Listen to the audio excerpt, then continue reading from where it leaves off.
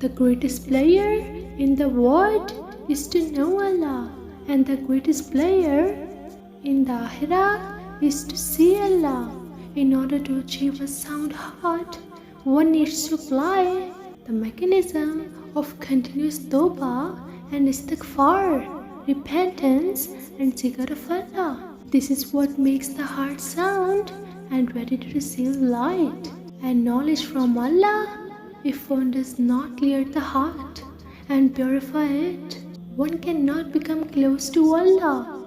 When one becomes close to Allah, one experiences pleasure that is greater than any pleasure of the dunya. When you get to know Allah, all matters and troubles pale into insignificance. Allah becomes the most important part of one's life.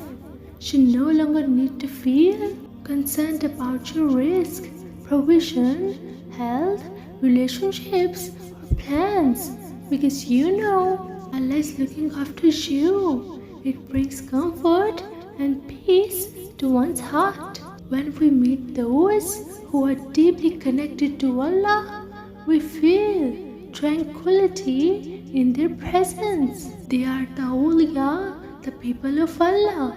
They have a magnetism, and their magnetic field pulls you to them. They become the people of Allah.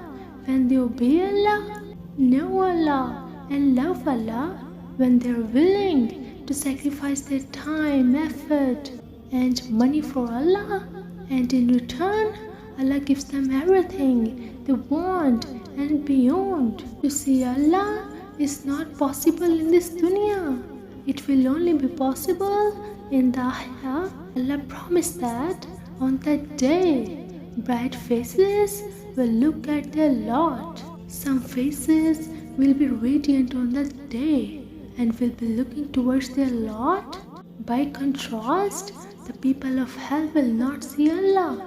Their sight will be veiled from seeing Allah. When you are filled with competing desires, your desire to know Allah will be weak. The more you beat the other desires, the more you get to know Allah. We make His commands a priority in our life.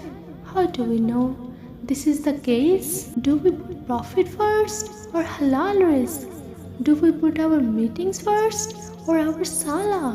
When we receive a command from Allah or His Messenger Muhammad sallallahu alaihi wasallam and we do what he says, we can tick the box that we love him. Love is not an empty claim. We prove our love through ittiba, obedience to Allah. We need to protect ourselves against ignoring the prohibitions or overstepping the limits of the Sharia. True love is the love that controlled by the limits and linked to obedience. No one can claim they love Allah if they are disobeying Allah. Whoever loves to meet Allah, Allah loves to meet him. And whoever hates to meet Allah, Allah hates to meet him. If we really love Allah, then we love to meet Allah. We don't hate death. Though we don't ask for death, we are prepared for it.